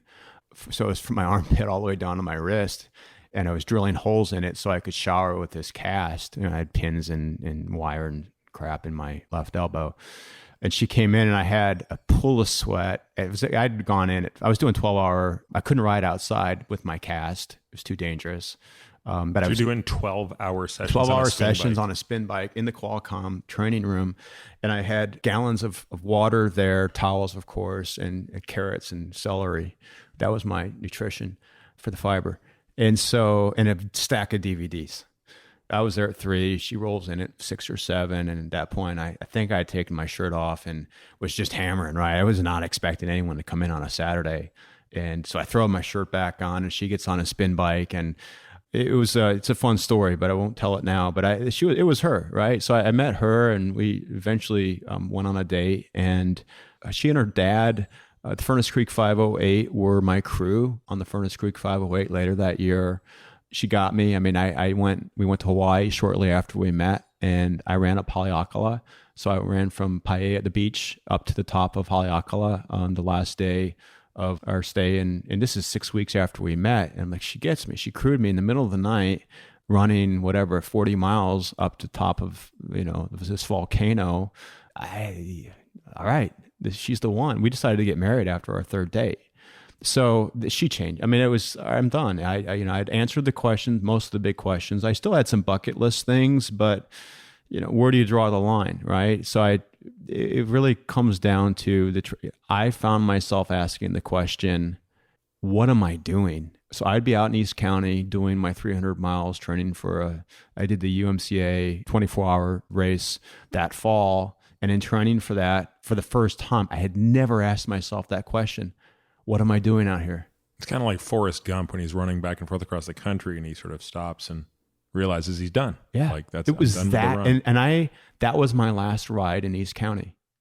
That, 10, 12 years ago, like I asked myself that question and I knew I was done because I wanted to be with her. And so it was that simple. So I want to let you get back to your day. I know you got 100 things to do today. You got 3 great kids. You are a man that I admire greatly. You've created a tribe where you don't have to leave. I mean, you can, get to work from here. You get to play with the kids. You get to be with the kids most nights. Obviously, you still have to travel because you're still running a startup company. But what do you take from all that stuff you learned about being at the, right at that level of being among the world's elites, ultra-distance athletes? How do you bring that? How do you bring what you learned from that to your ability to be a dad? Or maybe asked another way, what do you take from those experiences that you want to impart on your kids? That's a tough one because I only learned what I learned because I figured it out on my own. And so I want to expose the kids to stuff and let them take to whatever they take to. I want them to be proud of their dad and their mom. My wife played college basketball and still holds records here in San Diego for shooting percentage, et cetera. So I want the kids to be proud of their parents, but at the same time, I don't want them to feel like they live in our shadow. I try not to go to the pool. I know a lot of the coaches from my prior life, so I don't want the kids to get special treatment because they're the spawn of me. And so I try to actually coach them. Right now, they're 8. My twins are 8. My son's 3. Have fun. It's really pretty simple. Have fun. I hated wrestling, and then I grew to love it when I was in high school. I hated it when I was their age. But did your parents make you go through to get you through that transition? They didn't make me, but it was more pure, right? In Iowa, if you're not wrestling, something's wrong with you. I mean, I started wrestling when I was 5. I thought it was ridiculous. Why are these guys crawling all? I mean, this is just crazy. Like, why are you wrestling? It's smelly, and I just wasn't into it. And then I grew to love it when I got stronger and I saw the strategy in it and loved wrestling in high school. But I grew to love it at my own pace. And so for me right now, at the kids, I don't take a lot other than just, hey guys, you may not, a lot of it's just nutrition and lifestyle. That's the biggest thing that I try to bring to them is this whole notion. You don't need to carb load. I'll make them this morning before my son went to his swim meet. I gave him some dry nuts and some cherries, and my daughter's off for the rest of the day. And so a lot of it comes to nutrition. In terms of the things that I've learned, it really comes down to adversity and hard work. I mean, like you said, we live in nirvana. I've really tried hard to create an environment for my family that is, they can feel safe, secure, they can explore. But I want them to see, you saw me out with a chainsaw for a reason. First of all, I love chainsaws. Yeah, you're the only friend I have who chops more wood than me, because I thought I was the wood chopping SoCal, like no one in San Diego could be chopping more wood than me. But I will say this, in the last 4 weeks, you have broken me. You've taken it to a new level. And until 4 weeks ago, I had no idea you even chopped wood. Yeah, we need to take a picture of my pile right now. Yeah, so I want the kids, for me, I really want the kids to see that hard work comes in many forms. It's physical, it's mental, et cetera. And I want them to see the perseverance, lead by example. And we live in this society where everything gets outsourced, and it seems to be like, I'll let other people do the work for you. Look, like you mentioned, we run a small company. There's 15 of us now, but I take out the garbage and I run the company, and I'll do that until the day I die. And I want my kids to see that too. I don't think there's, whether it's Iowa background or, I think we're cut from the same cloth that way. Nothing is beneath me. I fully believe in scaling through people and all that great stuff when it comes to running a company. But at the same time, when it comes to my kids, I want them to see that dad will roll up his sleeves, and whether it's cutting down a tree, taking care of the yard, or taking care of the house, whatever it might be. I just put a new faucet in yesterday because, like, why are you down there? Because I'm fixing the faucet. Yeah, you're so far. I wish I had that desire, discipline, whatever. Like, I've just taken this opposite approach, and I do worry deep down that it's in the long run, it's not the right thing for my kids, because I grew up around a dad who did everything. Yeah, my dad didn't do any of that. It's so interesting. Like, my dad was the handiest dude that ever lived. Oh, my dad, he could fix anything. Oh, he couldn't fix anything. It was a joke. Still is a joke with our family. And it's funny. He comes out here now and he's clearing brush with me. And he loves it, and I love it. But the kids will make their own decision. And of course, we could hire someone to put a new faucet in. But I want them.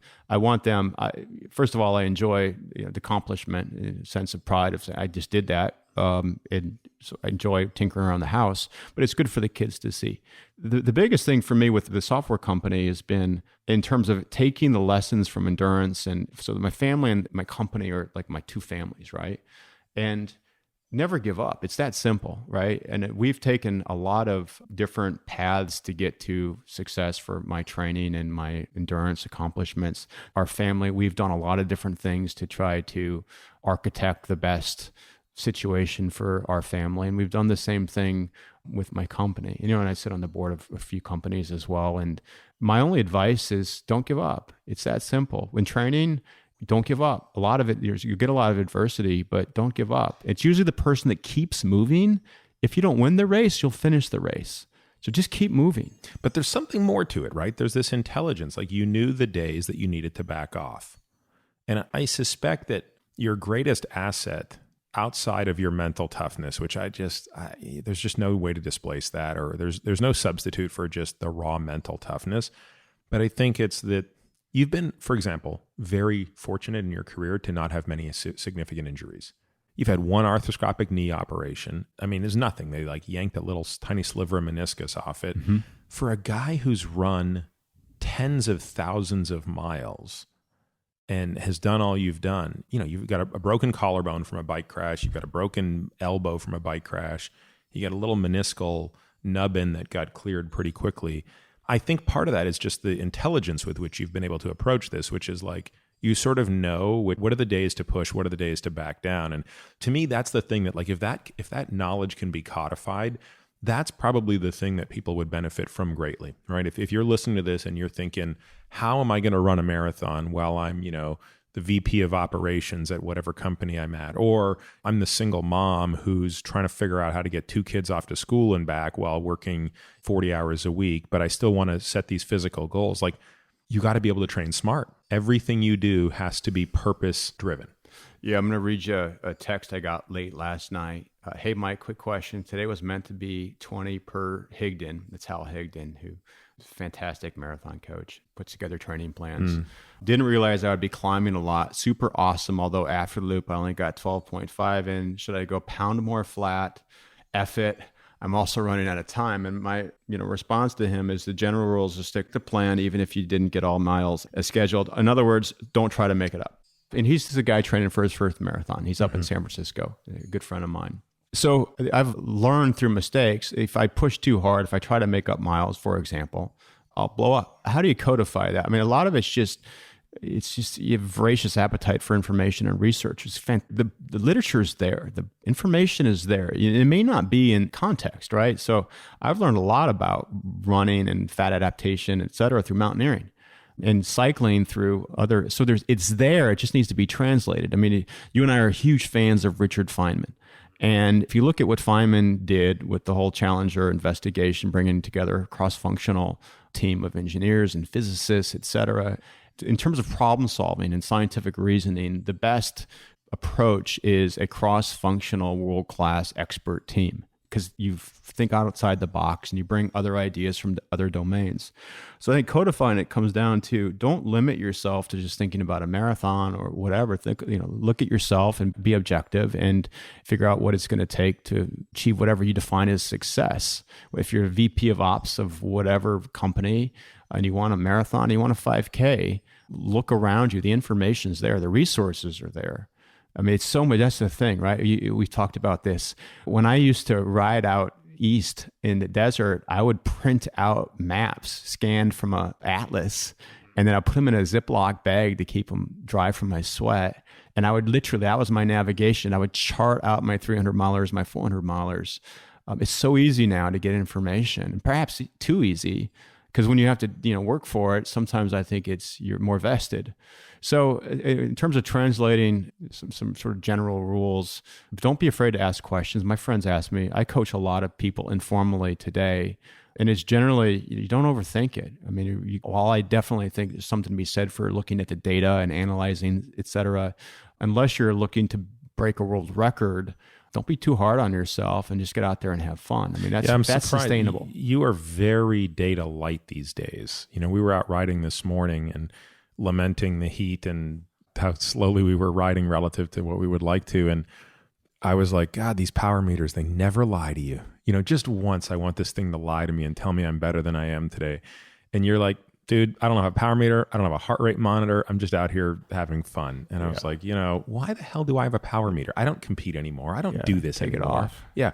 Why do I have this data? It's like this. Yeah, artifacts of the past. I don't even have a speedometer on my bike. I mean, I have my phone in my pocket for emergencies, but it's not even tracking me. Yeah. Next, we're going to ride Saturday. So you and I ride once a week. This has been kind of an amazing tradition. You've got me back on the bike. I took a 3-year hiatus, and I've really enjoyed our Sunday morning rides. We only ride 40K. We ride 40K and you listen to me rant the entire time. I love every... Well, the only reason is if I were ranting, I couldn't keep up with you. So it's like I have to let you do the talking so that, it can normalize us a little bit so I can keep up. No, but it's awesome. The last thing I'll say is, and this is going to be disappointing to the listeners because I'm not going to let the cat out of the bag, but you are the guy who has introduced me to the greatest beer in the history of beer. And this was probably 4 years ago. I came over to your place one day and you gave me one of these things. And I was like, yeah, I don't really like beer. Then you were like, yeah, just try this. I mean, that was the moment the rat hit the lever and got the cocaine. I was like, this is from another planet. This isn't beer. This is all that shit I thought I hated, Coors Light and Budweiser and every IPA on the planet, like that I just find disgusting. This was a different animal. And to this day, even though I don't drink much, I might have one bottle a month, including right now. I just finished one as we were sitting here talking. It's hard to put in words how good this stuff is. And I don't know if you know this, but I mean, you probably do know this. So once you introduced me to said beer, I don't do anything in moderation. So I wanted to make sure I could get enough of it for us.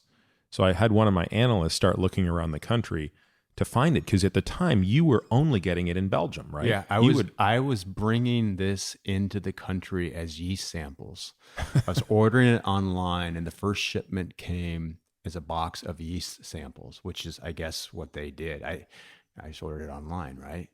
And it was like €10 a bottle. It was not cheap. Yeah, it's not cheap. And I've traveled to Belgium to experience this firsthand. It's a great beer. And so I had Nick Stenson, who was at the time and still actually is working for me. And I was like, and Nick can figure out anything. Like, he's just like a savant of figuring stuff out. And I was like, Nick, can you figure out if we can get this beer in the United States? 2 days later, he calls me. He goes, all right, 13 bottles up at this liquor store in Alameda, California, 42 bottles in this place in New Jersey. Boom, he rattles off the whole country. And he's like, so how many do you want? And I was like, I'm not sure I understand the question. He's like, well, which of these ones do you want? And I was like, all of them. Every single one. 260 bottles of this stuff arrived. And, that lasted us for a couple of years. It did. And I've been fortunate. I have stockpiled Because the last shipment I got for you was about, 6 months ago? We got you. It was about 6 months ago. So the cellar is full of this beer and every other beer this brewer makes.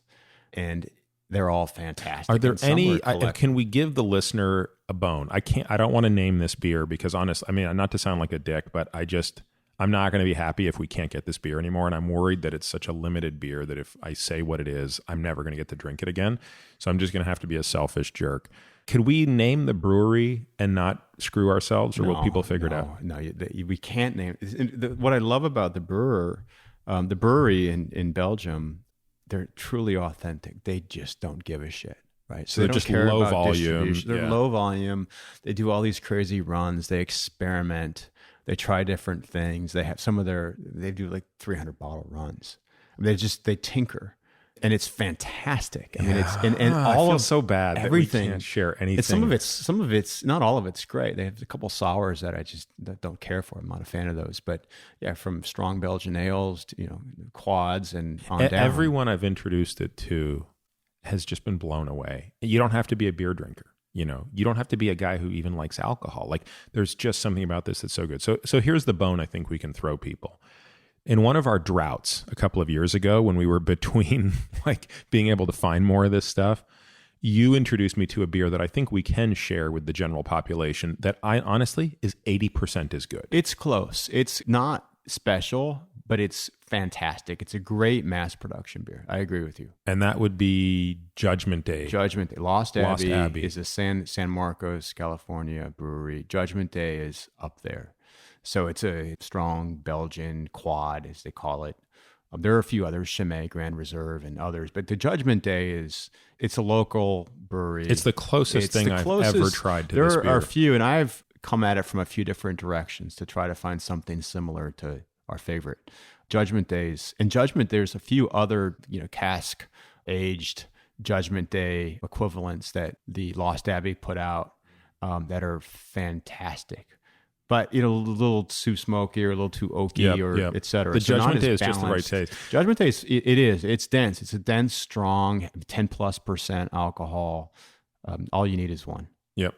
And I find it to be the best beer when there are a lot of people over because A, I'm not going to drink any other beer. It's so gross. And B, I'm not sharing our special one because that's just I've made the mistake. It's funny. I shared this beer with one other friend and he's not a beer drinker either. And he said, no, I drink wine. And I gave him this beer and he had two. And you're thinking, oh my God, that's two of my beers gone. Well, and now he's going to go and get more. I didn't go. I have stuff dating back to the early 2000s. So I actually have a stockpile of aged, really good stuff. So I'm completely out, by the way. I have none. I gave you my last batch because I was so grateful for all the help you'd given me. Yeah, you can have one. I got my one for the month today. So they went and bought up everything they could find. And so I've learned if I want to share it, I take off the label. Put it into a glass. Yeah, it's supposed to be the world's best beer, and I forget the name of it in Belgium. It's easier to get than this now.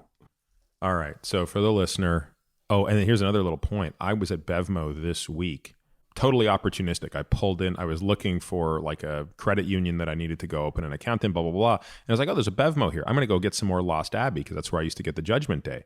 And I go in and they don't have it. And they're like, yeah, we're not carrying it anymore. It's not profitable enough. I'm like, what the hell is wrong with you people? Who cares how profitable it is? It's the greatest freaking mass-produced beer in the history of civilization. So now I'm sweating it. Are we going to be able to struggle to get Judgment Day? So what we need to do is go up to the brewery. That's what we need to do. And we'll just fix that. Maybe if enough people are listening to this and they can re-peak the demand, we're not going to, Bevmo might start stocking it again. And it's relatively cheap. I mean, it's $10 for a Magnum, basically. Yeah, a pint or whatever that size is. It's cheap. It's cheap. Well, Mike, we've talked about what I consider some of the most ridiculous feats of human endurance, along with probably the most ridiculous feat of beer engineering in the same discussion. If people want to learn more about you, unfortunately, you are a hard guy to learn about. A Google search of your name yields almost nothing. Is there anything you want people to know about you, read about? I mean, we're going to figure out a way to find that Vogue article, which I think is great. we'll link to a page that you have that that kind of lists out some of these things that you've done. Is there anything else people can do to learn about you? No, just go to Peter's website. Very well. No, I used to have a race website years ago. We've tweaked that to just be a landing page. But at this point, go to Peter's website. Well, maybe one day when you sell Indigenous, your current company, after you take a little hiatus and really relax, maybe you'll reconsider this idea of forming a coaching company. Because I think in many ways you actually have the perfect skill set, right? Which is you're a software engineer who knows how to build huge products that can be scaled. And more importantly, you bring an expertise to this field that nobody has. And I don't know, I get the sense that there are people out there who would really value being able to access your brain to help them accomplish their goals. So maybe we'll plant that seed here today. Maybe. All right, man. Thank you very much. And I wish you the best on the remainder of this smoking hot day in San Diego. Been a blast. Thank you. You can find all of this information and more at peterattiamd.com/podcast. There you'll find the show notes, readings, and links related to this episode. You can also find my blog and the Nerd Safari at peterattiamd.com. What's a Nerd Safari, you ask? Just click on the link at the top of the site to learn more. Maybe the simplest thing to do is to sign up for my subjectively non-lame once-a-week email where I'll update you on what I've been up to, the most interesting papers I've read, and all things related to longevity, science, performance, sleep, etc. On social, you can find me on Twitter, Instagram, and Facebook, all with the ID Peter Attia, MD, but usually Twitter is the best way to reach me to share your questions and comments. Now for the obligatory disclaimer. This podcast is for general informational purposes only and does not constitute the practice of medicine, nursing, or other professional healthcare services, including the giving of medical advice. And note, no doctor-patient relationship is formed. The use of this information and the materials linked to the podcast is at the user's own risk. The content of this podcast is not intended to be a substitute for professional medical advice, diagnoses, or treatment. Users should not disregard or delay in obtaining medical advice for any medical condition they have and should seek the assistance of their healthcare professionals for any such conditions. Lastly, and perhaps most importantly, I take conflicts of interest very seriously. For all of my disclosures, the companies I invest in and/or advise, please visit peterattiamd.com/about.